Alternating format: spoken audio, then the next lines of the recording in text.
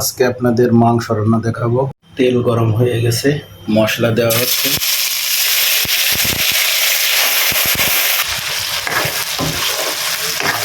এদিকে আছে ঝাল, পেঁয়াজ, টমেটো, আদা, রসুন। পরিমাণ মতো লবণ দিব, পরিমাণ মতো হলুদের গুঁড়া দিব, মরিচের গুঁড়া দিব, কিছু পরিমাণ জিরার গুঁড়া।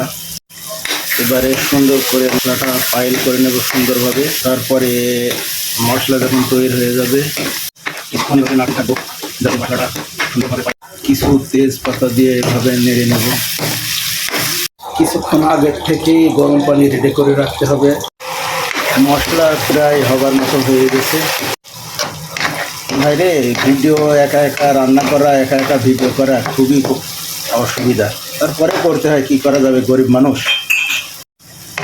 এত কষ্ট করে ভিডিও করেও যদি আপনারা না দেখেন তাহলে কি হবে। মশলা রেডি, এখন মাংস দিব।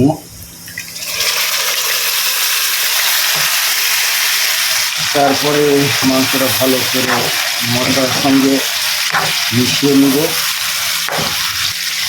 সুন্দর করে মিক্স হয়ে যাওয়ার পরে কিছুক্ষণ ঢাকনা দিয়ে ঢেকে রাখতে হবে।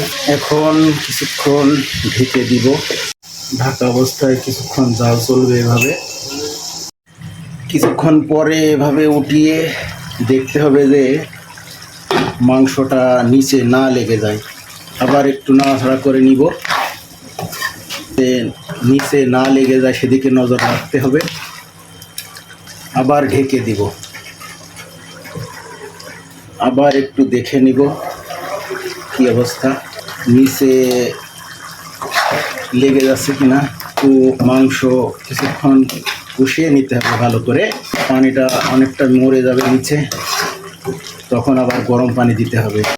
মাংস সিদ্ধ হলো কিনা দেখি, প্রায় হবার পথে। একটু জ্বালানোর পরে গরম পানি দেওয়া হবে। মাংস অলরেডি হয়ে গেছে। পরিমাণ মতো পানি দিতে হবে, গরম পানি। আমাদের আবার কারেন্ট চলে গেছে, ফ্ল্যাশ লাইট দিয়ে কাজ করতে হচ্ছে। এখন একটু নাড়াচাড়া করে নিব, মিক্স করে নিব। অলরেডি মাংস সিদ্ধ হয়ে গেছে। এখন পানিটা হালকা কিছুটা শুকিয়ে। রান্না শেষ হবার আগে অবশ্যই একবার লবণটা চেখে দেখে নেবেন যে সঠিক আছে কিনা। যদি কম হয় তাহলে একটু দিয়ে দিবেন। মাংস রান্না এখন কমপ্লিট। রান্নাটা কেমন হয়েছে অবশ্যই কমেন্ট করে জানাবেন।